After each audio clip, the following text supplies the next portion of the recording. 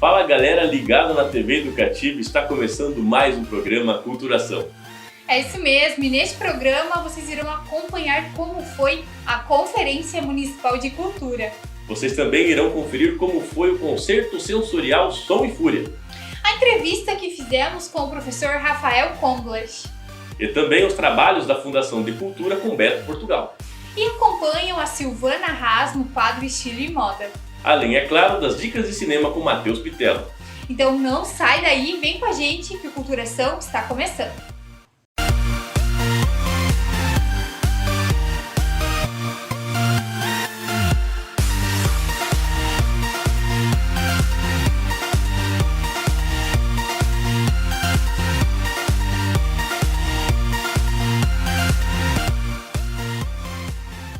Seja muito bem-vindo, o programa Culturação está no ar. Iniciamos o programa de hoje mostrando como foi a 21ª Conferência Municipal de Cultura, realizado pela Fundação e pelo Conselho Cultural do município.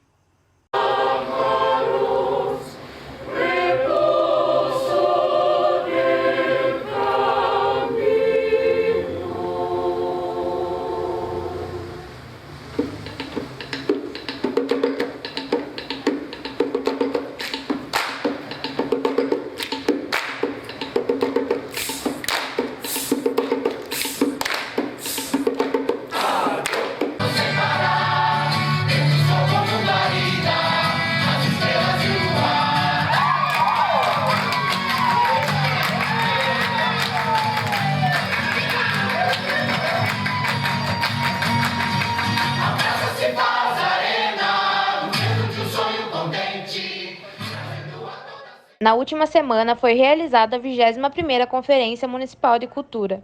Organizado pela Fundação e pelo Conselho Municipal de Cultura, o evento reuniu inúmeros produtores culturais, artistas, músicos, autores, entre outras pessoas do segmento cultural. Alguns dos destaques da conferência foi a eleição de novos conselheiros e a prestação de contas da Fundação de Cultura. E nesta prestação, além dos grandes eventos produzidos, o presidente da Fundação, Alberto Portugal, comenta sobre os trabalhos realizados nos bastidores. Então, nós fizemos a prestação de contas da 21ª Conferência e a gente tentou dar um título para cada ação desenvolvida nesses 11 meses de gestão. A parte de manutenção é uma parte muito ingrata, porque ela dificilmente aparece, né? E nós temos aí um volume grande de unidades culturais e já conseguimos nesse primeiro ano regularizar 5 delas no sentido de segurança, prevenção de incêndio e pânico, a questão dos alvarás que são tão necessários. É um trabalho realmente que é invisível dentro da Fundação de Cultura, mas que aconteceu para que nós pudéssemos, depois da pandemia, receber o grande público com segurança e ocupando os espaços como eles devem ser. Rafael Schoner, um dos conselheiros da gestão anterior, traz um balanço dos trabalhos realizados pelo Conselho Municipal de Cultura. Hoje eu diria que após esses 4 anos, a gente tem editais que fizeram circular exposições fotográficas na cidade. A gente tem editais que fizeram circular oficinas de vídeo em bairros, comunidades, colégios e que estimulou que as pessoas também pensassem que podem ser produtores de audiovisual. A gente tem um festival de cinema que está sendo formulado pelo Promific, que é outra conquista desses 4 anos do conjunto do Conselho. Agora, a gente teve a 2ª edição do Promific, que capta recursos por renúncia fiscal do IPTU, e agora a gente está indo para a 3ª edição do Promific, desse mesmo edital.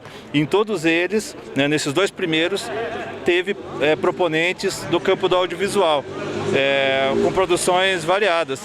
A gente conseguiu, portanto, estimular tanto fotografia quanto vídeo e levar um pouco disso para os bairros e, ao mesmo tempo, envolver as pessoas na produção e na representação da própria cidade.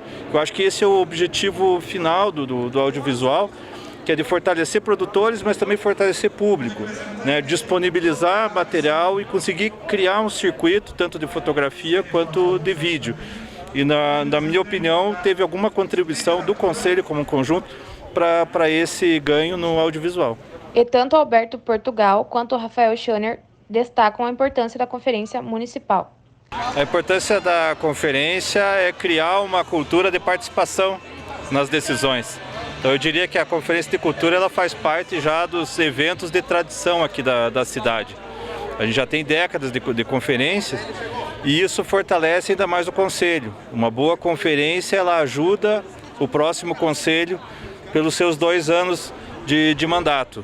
Então a conferência costuma ser um parâmetro sobre como que está a participação da população nas decisões da cultura. Então, a conferência é um momento extremamente democrático que é composta pelos fóruns, né, pela participação ativa da comunidade. E esse ano nós tivemos um volume muito expressivo de pessoas nos ajudando a construir a cultura num caminho sólido. É um processo democrático da comunidade e que elege as cadeiras de segmentos dentro do Conselho. Então, o Conselho Municipal de Política Cultural ele tem 2 possibilidades para ingresso. Uma é através da indicação de entidades que têm representatividade no Conselho e a outra é por meio dessa eleição que aconteceu agora na 21ª Conferência. São definidos os segmentos que vão ter representatividade e a partir disso, quem estivesse presente nos 2 dias poderia se candidatar após a homologação do Conselho como representante da classe, né, do segmento, mas acima de tudo como representante das políticas culturais. Isso, as cidades que têm conselhos, elas têm um instrumento extremamente consistente para uma construção coletiva da cultura, para ressignificar a cultura, para manter a cultura de modo geral. E o que nós vimos aqui foi um exercício de cidadania com uma participação ampla da comunidade, votando, debatendo, e nós saímos muito satisfeitos dessa 21ª conferência. Estou aqui com o Wilton Paes, que é o novo representante na cadeira de artes visuais. Wilton, queria que você falasse um pouquinho mais como vai ser, quais são as propostas, os projetos para a nova gestão. Boa noite. A gente tem um projeto na área de artes visuais, mas eu já trabalho com a cultura na cidade há muito tempo. Né? São mais de 25 anos trabalhando na UEPG com a parte cultural e o meu maior objetivo dentro do Conselho agora, nesse mandato, é não só representar artes visuais, mas lutar por todos os segmentos, né? Os 7 segmentos que tem da cultura na cidade. Eu já coordenei e reformei a Galeria de Artes da UEPG, que fica na Proex, ali perto da Catedral. Então, eu sei como funciona um projeto de mediação, de exposições e tudo mais. Eu estou fazendo mestrado em jornalismo, na área do jornalismo cultural e estudando o FENATA, então eu quero trazer para dentro do Conselho todas essas múltiplas culturas, né? Integrar as culturas, que eu acho que não só as artes visuais dependem do teatro, mas o teatro depende da música, a música depende da dança, e assim a gente pode integrar todas essas artes. A minha maior objetivo dentro do Conselho vai ser lutar para que os artistas não tenham que pedir patrocínio nas empresas em Ponta Grossa, para que a prefeitura, a partir do momento que ela destina o IPTU para atividades culturais, ela deposite, né, o valor do Promific numa conta do Fundo de Cultura e esse dinheiro seja distribuído conforme os projetos que cheguem para nós dentro do Conselho. Então essa vai ser uma das minhas maiores lutas. O artista tem que produzir arte, não tem que ficar correndo atrás de patrocínio ou dando o pouco dinheiro que ele ganha para empresas que vão fazer essa captação. Olha só, parabéns aos conselheiros eleitos e boa sorte na nova gestão. É isso mesmo, boa sorte a todos os novos conselheiros eleitos. E agora vamos ficar sabendo as novidades e tudo que está rolando no mundo das séries e filmes com ele, Matheus Pitella. É com você. Fala galera que se liga no Culturação! Estamos de volta com mais um Dicas de Cinema. E no programa de hoje vamos trazer as principais novidades que chegam neste mês de dezembro. Então vamos comigo? Se liga que o Dicas de Cinema já está começando.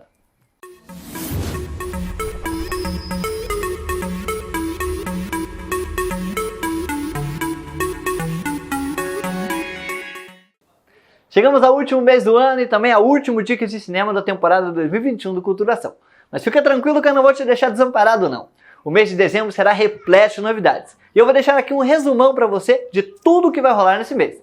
Nós começamos as dicas de hoje falando de Resident Evil Bem-vindo a Raccoon City. Filmaço que chega no próximo dia 2 às telonas. O novo filme de Resident Evil se passa logo após a próspera empresa farmacêutica Corpo Ação Umbrella, que atuava em Raccoon City. Agora nada mais, nada menos que uma cidade fantasma.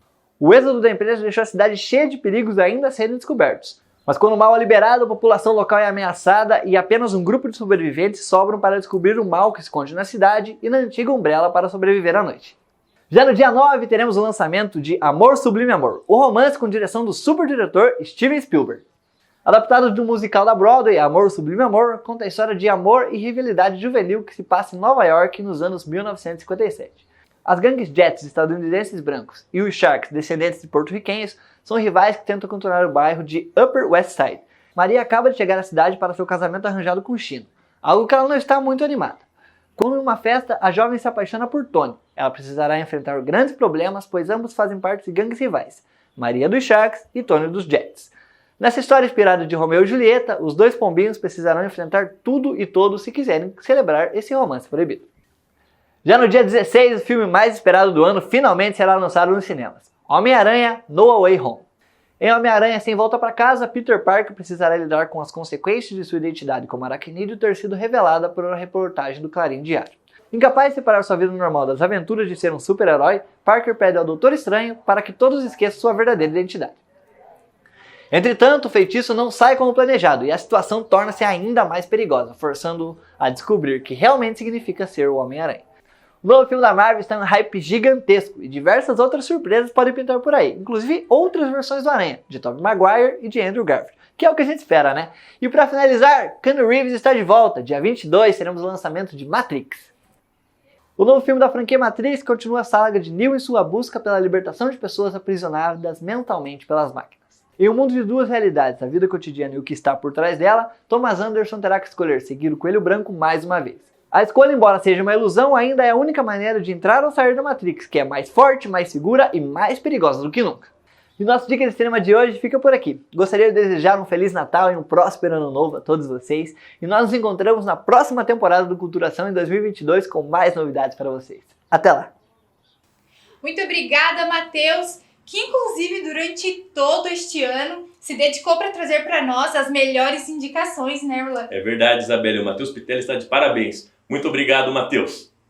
E vamos conferir como foi o concerto sensorial Som e Fúria, realizado pela Orquestra Sinfônica de Ponta Grossa. Confira. Hoje nós estamos em um ambiente aí diferenciado, estamos acompanhando a primeira mostra sensorial da Orquestra Sinfônica de Ponta Grossa e todos os participantes estão vendados, prestigiando a apresentação. Você quer saber como foi? Então vem com a gente, porque é claro, o Culturação mostra tudo para vocês. E eu estou aqui agora com o Fabrício que acabou de receber uma venda para assistir a apresentação. Me conta se você já sabia que iria receber essa venda e qual a sua expectativa para a noite de hoje. Não sabia que ia receber a venda. A música erudita em si, a música clássica, já é algo que transcende, né? Algo que toca o ser humano de uma forma assim inexplicável. E em especial nesse espetáculo vendado, né, é possível permitir com que a música clássica toque outras formas do ser humano, né? Toque, digamos assim, o coração e a alma até de uma forma diferente. Então é uma sensação bastante nova e eu tô com bastante expectativas.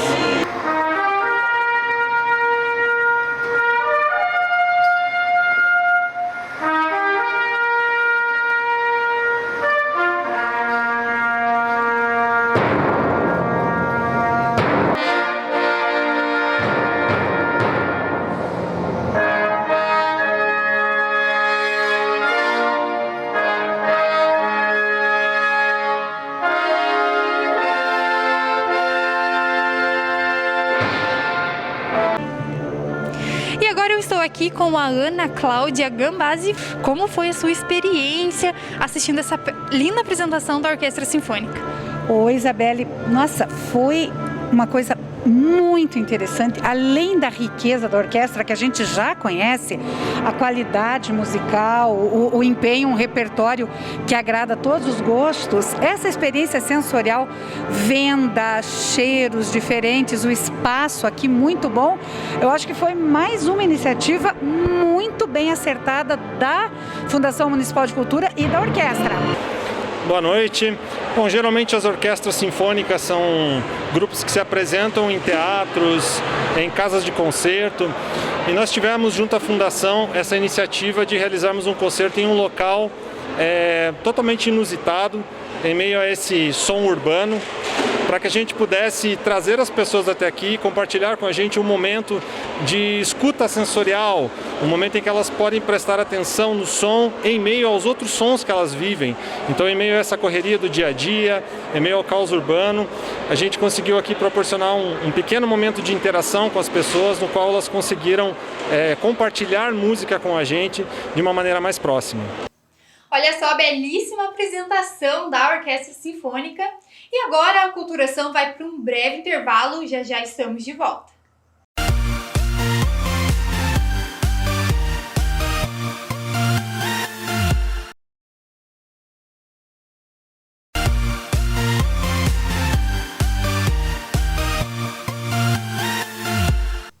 E o Culturação está de volta. Momento de conferir como foi a entrevista com o professor da Unicecal, Rafael Condlech. Roda!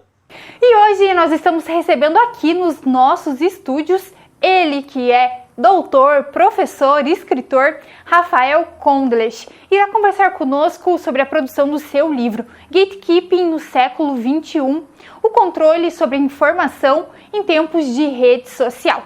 Professor Rafael, seja muito bem-vindo ao programa Culturação e já começa contando para nós sobre o seu trabalho, que foi fruto da sua tese de doutorado, não é verdade? Isso. O livro nasce da minha tese de doutorado, que eu passei 4 anos pesquisando, né, sobre gatekeeping, e aí eu pesquiso nas eleições de 2018, como que acontece todo o processo nas redes sociais. Então eu junto uma teoria do jornalismo que tem 70 anos com as redes sociais, que é um fenômeno aí que afeta a nossa vida diariamente, e eu pego isso dentro da política, dentro do jornalismo, e faço uma análise das eleições presidenciais de 2018. Né? O gatekeeping é a figura, né, genericamente pode falar que o gatekeeper é o guardião do portão, é a figura que decide o que vai ser publicado, o que não vai ser publicado, né? E no começo dos anos 2000 ali teve-se uma ideia de que ele ia acabar na internet, e aí eu discuto isso e falo que não, né? E provo que isso não acontece. Não sou só eu, né? Vários outros autores pelo mundo provam, mas no Brasil ninguém trabalhava com isso. Então eu sou, nos últimos anos, a única pessoa que resolveu trabalhar, e aí felizmente o departamento resolveu publicar esse meu livro, então ele é publicado via a Universidade, né, Estadual Paulista, que é onde eu fiz o doutorado. E para nós que fazemos uso da rede social com tanta frequência, o gatekeeping influencia de alguma forma? Então, o gatekeeping é mais ligado ao jornalismo, né? Mas isso que é interessante, porque quando você olha para ele a partir dos anos 50, ele nasce nos anos 50, ele era a figura do editor, né? Então sabe o J. Jameson do Homem-Aranha? Então, ele é o gatekeeping, na figura clara do gatekeeper, né? Então é quem faz esse, vai publicar, não vai, eu quero uma foto do Aranha na parede, coisa assim, né? E aí assim, com as redes sociais, esse processo vai se escalonar. Então é justamente isso que eu discuto no livro, né? Isso a partir de outros autores dos Estados Unidos, pessoal da Holanda que já discute há mais tempo, que justamente assim, essa figura mesmo deixou de existir. Né? Então a gente não pode negar, mas assim, existe outras, assim, o próprio usuário é um gatekeeper, porque ele decide se ele vai compartilhar ou não. Ele vê uma postagem, uma notícia, está circulando lá uma notícia de um meio de comunicação, ele olha aquilo, opa, chegou até ele. Então o algoritmo da rede social funciona como um gatekeeper, porque o algoritmo vai decidir se entrega ou não. Aí ele olha aquilo e fala, legal, vou compartilhar com a minha rede. Ele agiu como um gatekeeper. Então você tem vários processos que vão se escalonando. Então nós passamos a ser gatekeepers. E aí olhando do ponto de vista acadêmico, né, enquanto um pesquisador do jornalismo, pesquisador da comunicação, é importante entender assim, como é que as pessoas estão interagindo com esse conteúdo. Até para a gente poder oferecer melhores conteúdos, né, para que os veículos possam trabalhar melhor e conseguir entregar também melhor esses conteúdos, né? Então é importante, assim, né? É um pouquinho, assim, eu dou minha contribuição para esse grande estudo que é muito maior, né? Ainda falando sobre rede social, nós percebemos que existe esse filtro quando, por exemplo, a gente quer procurar algo para comprar, não é? Mas quando se trata de um assunto diverso, o debate não fica prejudicado? Tem um autor que trabalha, que é o Eli Parizier, é um americano, e ele vai falar sobre a bolha dos filtros. Tem um livro bem interessante que é A Bolha dos Filtros, o que a internet esconde de você. É um livro de 2011, você acha barato na internet ele, e ele vai discutir justamente essa questão dos algoritmos. Por quê? O que ela faz? A ideia da internet é diminuir essa serendipidade. Serendipidade é a capacidade de encontrar coisa aleatoriamente. Né? Para falar bem simples assim. Então ela diminui a serendipidade, por quê? Para tentar te entregar melhores produtos, porque eles querem te vender. É aquela história, se você não paga por um serviço, você é o produto a ser vendido. Então o que as redes sociais fazem? Elas pegam o teu perfil, Então, a partir dos teus cliques, dos teus gostos, tudo que você faz na rede está sendo contabilizado, está sendo guardado.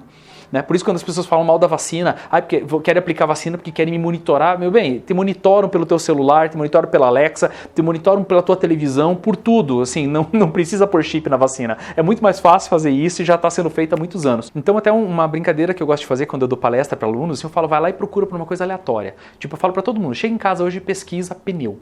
Daí eu dou uma marca de pneu, falo uma medida e falo, ó, chegue em casa e pesquisem. Vocês vão ver que depois disso, todo site que vocês entrarem vai estar cheio de pneu para vocês. Porque é isso, assim, ele vai tentar te oferecer soluções. Mas quando isso entra no âmbito político, ele é muito perigoso, porque ele começa a criar a câmara de ecos, que a gente chama, né? Que essas câmaras de ecos eu falo e eu só ouço aquilo que eu falo. E isso acaba tirando o contraditório, que é justamente aquilo que muitas vezes vai poder me fazer entender uma situação. E ainda nas redes sociais nós temos as fake news que cada vez mais têm crescido. Qual a importância de discutir sobre isso? Então, as redes sociais no início, elas tinham essa ideia de descontração, né? O falecido Orkut, né? E era maravilhoso, era uma delícia. Mas aí as pessoas começaram a encontrar outros usos para elas. E à medida que o ser humano também começou a usar mais essas redes, quer dizer, a gente começa a passar cada vez mais tempo dentro delas. E aí, assim como o algoritmo quer vender, como tanta coisa, então os grupos políticos começam a ver usos para isso. E aí isso não é novo. A gente tem registros, tem historiadores que datam de fake news, era um fenômeno do século XV, século XVI, né? Já era muito comum. É que com as redes sociais se percebe que, dá para amplificar. É um problema muito sério que a gente tem hoje para a democracia, é esse fenômeno de desinformação via aplicativos de mensagem, redes sociais. Professor, os nossos seguidores aqui do Culturação, eles gostam de ser muito bem informados, mas não gostam de compartilhar fake news no grupo da família. Que dica o professor tem para dar para eles? Então, Isa, duvidar. Primeira coisa é duvidar. Né? Se você olha para alguma coisa, uma notícia, e ela é muito alarmante, assim, a gente sempre começa pelo título. Se tiver tudo em caixa alta, já né? Tem que olhar se parece com notícia, mas sempre duvidar, porque a gente tem uma tendência a acreditar naquilo que vai ao encontro né, daquilo que eu queria que fosse verdade. Né? Eu queria que o presidente fosse preso. Eu queria que o concorrente do presidente fosse preso. Eu queria que o avião do presidente caísse, sei lá, né? E aí você vê um negócio, e não, calma, né? Então, olhou uma notícia, viu aquilo ali, beleza, procura algum veículo de comunicação que tenha dado, porque se aquilo é importante, tudo que é grande, que é relevante, vai ter que sair em algum veículo de comunicação. Então, olha lá o título, vê se o link que você está clicando é a mesma coisa, porque é muito comum, uma das formas de fake news porque as pessoas não leem, muita gente tem preguiça. Olha lá o título e já compartilha. Então, muitas vezes o link é para outra coisa completamente diferente, vê a data. E fala para nós onde encontrar o seu livro, o pessoal que quiser acessar e ler. Então, Isa, ele é um livro que ele está disponível para download gratuito.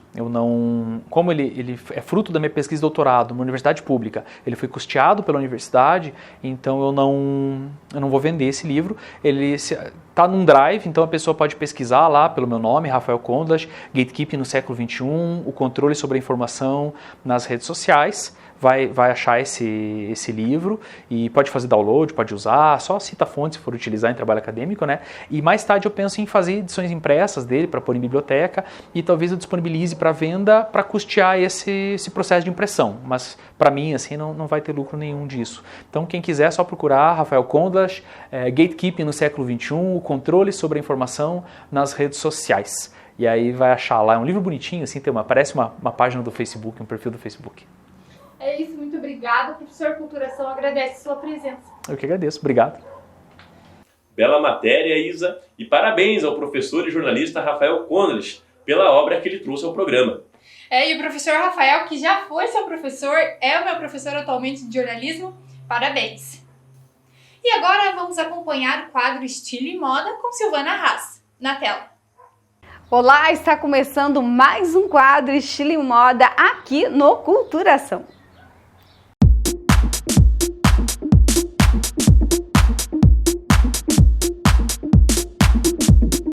Bom, hoje vamos falar de moda, estilo, tendências. Vamos falar de uma tendência, que essa tendência com certeza virá com tudo no ano de 2022. E essa tendência, sabe qual é? Em primeiro lugar, conhecer melhor um pouco aqui quem é a Silvana Haas. Bom, eu tenho uma história para dividir com vocês. Uma história de agradecimento por toda a audiência que você proporcionou aqui para esse canal durante todo esse ano, onde eu gravei esses quadros, você acompanhava e você entrava em contato. Então é muita gratidão. E eu vou contar um pouquinho para vocês da minha história, para que você entenda o amor e o carinho que eu tenho por você. Quando eu era bem bebezinho, conta uma tia minha que eu era muito chorona, mas chorava muito mesmo. E o que me fez parar de chorar foi um rádio. Acreditem vocês, foi um rádio. Então, quando eu via que o rádio estava falando, eu ainda bebê, eu ficava ali paradinha e dando atenção para aquele rádio. E eu acho que ali começou a minha história entre a comunicação e a necessidade de estar em contato com as pessoas. Então, saibam que quando eu estou gravando para você, é puro amor que eu sinto, é muito verdadeiro, nunca foi trabalho, sempre foi emoção. Eu desejo a você, a toda a sua família, que nós tenhamos um ano de 2022 abençoados. E você já sabe, se eu não encontrar você aqui em 2022, eu estou com 47 anos, mas eu posso chorar. Um beijo para todos vocês. Somos nós quem agradecemos, Silvana, por durante todo este ano você trazer histórias interessantes e também dicas do universo da moda. É isso mesmo. Muito obrigado, Silvana, por todas as informações. E vamos conferir os trabalhos finais dessa temporada da Fundação Municipal de Cultura no quadro Direto da Mansão. Roda! Oi, eu sou o Beto Portugal, presidente da Fundação Municipal de Cultura, e esse é o último Direto da Mansão desse ano.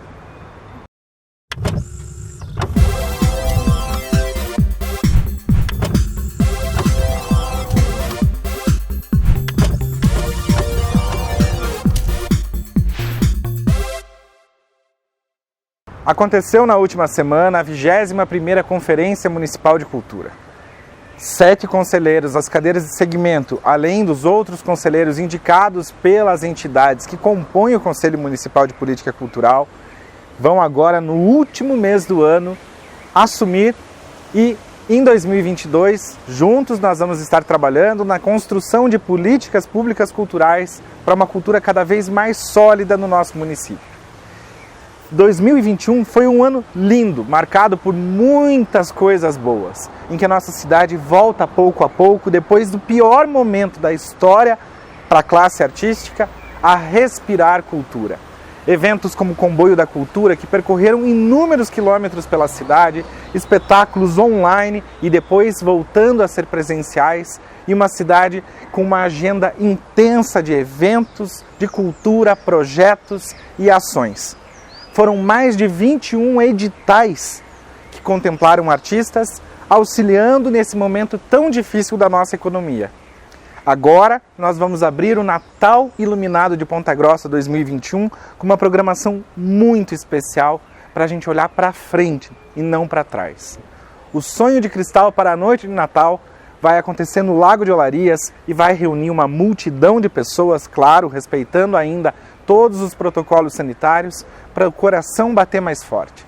Nós assumimos um compromisso de fazer a nossa cidade ter efervescência na cultura.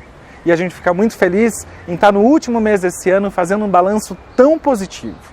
Todas essas ações estão disponíveis na nossa página cultura.pontagrossa.pr.gov.br. Todo mundo percebe o quanto foi feito e a vontade que nós temos de fazer cada vez mais.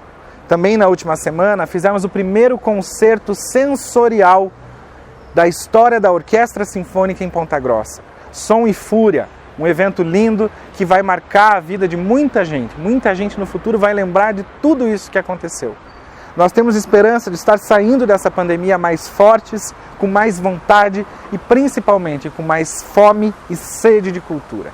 Em 2022 a gente volta e a gente quer você sempre conosco. Viva a cultura em Ponta Grossa!